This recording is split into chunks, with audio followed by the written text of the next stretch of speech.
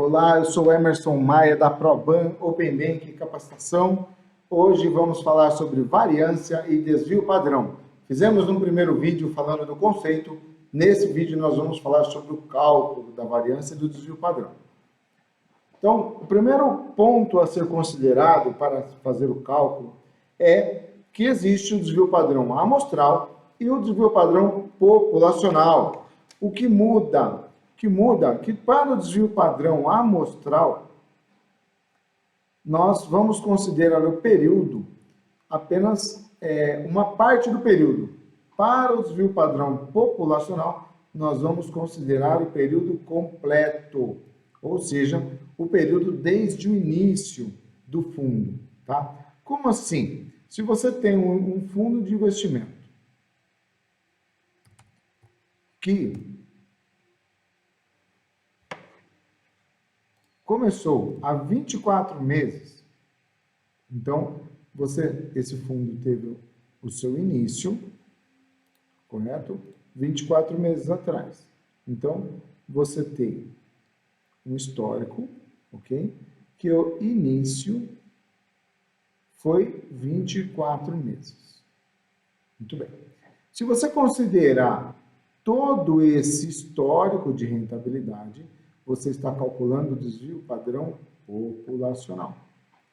Se você considerar apenas um período, suponhamos que você vai buscar aqui dos últimos 18 meses, você está considerando uma parte do período de rentabilidade.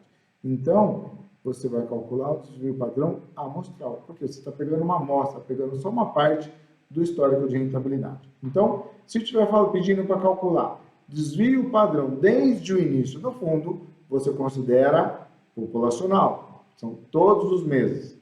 Se você considerar apenas uma parte dos últimos 18 meses, dos últimos 6 meses e assim por diante, você vai calcular o desvio padrão amostral.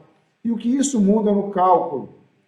Praticamente no cálculo vai mudar que no desvio padrão amostral, você vai dividir por N-1. E no populacional, você vai dividir por N, tá bom? Como assim dividir por N, N-1? Então, suponhamos que estamos buscando o desvio padrão populacional, ou seja, você vai pegar desde o início do fundo, que são 24 meses. Você vai somar todo o histórico, vai somar toda a rentabilidade desses 24 meses e dividir por N, ou seja, dividir por 24, tá bom? Se você estiver buscando amostral, o amostral é só uma parte do período, então seria 18 meses. Você soma os 18 meses e divide por N-1, que são N18, então N-1 seria 17. Então você soma tudo e divide por N-1, quando é amostral, e divide por N quando é populacional.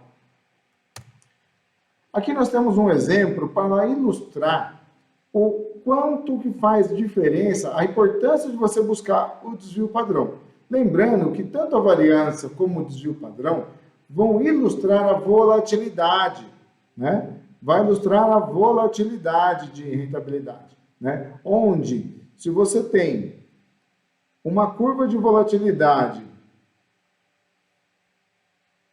para um investimento e uma curva diferente de volatilidade para o outro, né? Observem que a volatilidade do vermelho, da linha vermelha, é muito maior do que a volatilidade da linha azul. Isso significa que o fundo que tem essa volatilidade do ponto de vista vermelho, ele é mais arriscado do que o azul. Tá? E aí observamos um detalhe aqui. Observem que a rentabilidade mês a mês, tanto de um como do outro, tanto da Petro como da Vale, foi diferente. Porém, quando você calcula a média dessa volatilidade, você chega na média de -1 para ambos os casos. Tá? Tanto a Vale como a Petrobras deram uma rentabilidade média de -1. Ok? Então, o que isso significa? Que, apesar de terem um histórico de rentabilidade diferentes, né, a média, o retorno é igual. Quando você tem dois retornos iguais, qual investimento deve ser escolhido? Aquele que oferece menor risco. Okay? Nesse caso, está bem claro que a Vale oferece menor risco, dado o seu histórico de rentabilidade. Mas nem sempre é claro assim. Então, você precisa calcular essa volatilidade. Ok? Você precisa... Vai ter uma diferença de rentabilidade, que nós chamamos de volatilidade. E quando você calcula essa volatilidade, você chega no resultado que é a variância. E você extrai a raiz quadrada da variância, você tem o desvio padrão. Qualquer dúvida em relação a isso, assista um outro vídeo que nós fizemos sobre desvio padrão, e nós estamos falando disso no detalhe, ok? Bora para o cálculo.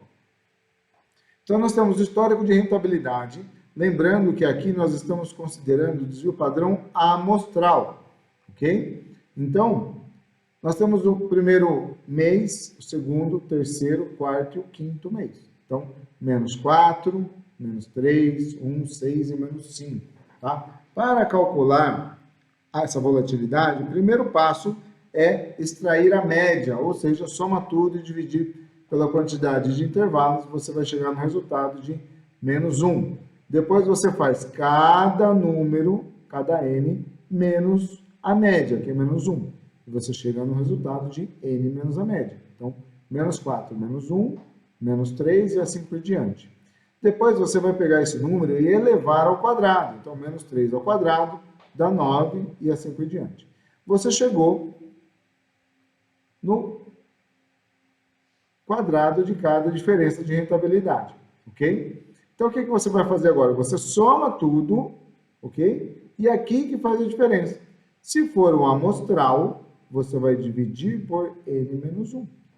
Se fosse o populacional, você dividiria por n, ou seja, n menos 1 são 1, 2, 3, 4, 5, menos 1 você vai dividir por 4, ok? Se fosse o amostral, você dividiria por 5, ok? Então, aqui que é a diferença que você vai considerar se você está falando de populacional ou amostral, ok? Então, quando você soma tudo e divide por n menos 1, você chega no resultado que é a variância. Como nós lembramos agora, a raiz quadrada da variância é o desvio padrão. Então, você chega no número de 20,50, extrai a raiz quadrada, você tem o desvio padrão de 4,53. Okay? A boa notícia, aliás, a excelente notícia, é que para fazer esse mesmo cálculo na calculadora HP12C, é muito mais simples. Você simplesmente digita cada número, cada intervalo de rentabilidade. Então, aqui, lembrando que o CHS é para justamente deixar o sinal negativo, né? Ele troca o sinal. Então, ele vai lá, menos 4, somatória, mais. Menos 3, somatória, e aí assim por diante. Você vai digitando cada número, seguido da tecla somatória. A tecla somatória, na sua HP, vai estar aqui embaixo, ó, do lado do mais e do lado do ponto. Então, ela, entre o ponto e o mais, ela vai ter a teclinha aqui de somatória, ok? Uma vez digitado todo o histórico de rentabilidade, você vai digitar a tecla G0. Se você observar o G, ele vai acionar a tecla em azul, e o 0 é o símbolo da média, que é o X com o tracinho em cima, ok? E depois G ponto. Se você observar a tecla em azul, que é o ponto, ela tem um S, que significa o desvio padrão, ok? Então, quando você digita G0, ele calcula a média, e quando você digita G ponto, ele calcula diretamente o desvio padrão. Observem que ele chega primeiro no desvio padrão. Ora, se o desvio padrão é a raiz quadrada da variância, então a variância vai ser o desvio padrão ao quadrado. Como que eu faço para levar ao quadrado? 2 e digito y elevado a x. Então, 4,53 ao quadrado vai dar os 20,50, que é a variância. O que muda é que se você fizer a conta, no passo a passo, você vai chegar na variância e depois você calcula o desvio padrão. Se você fizer no HP, ele é mais simples, mas ele chega primeiro no desvio padrão e aí você eleva ao quadrado para chegar na variância. Isso considerando o ponto de vista amostral. Observem que o desvio padrão da Petro é 4,53 para uma variância de 20,50. Quando você aplica o mesmo cálculo para as ações da Vale, você tem, vou anotar aqui, então você tem uma variância e um desvio padrão. Lá é 4,53. Vamos corrigir aqui. Deu um bug.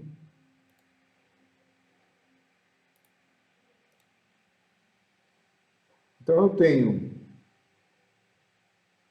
uma variância de 20,5 para um desvio padrão de 4,53.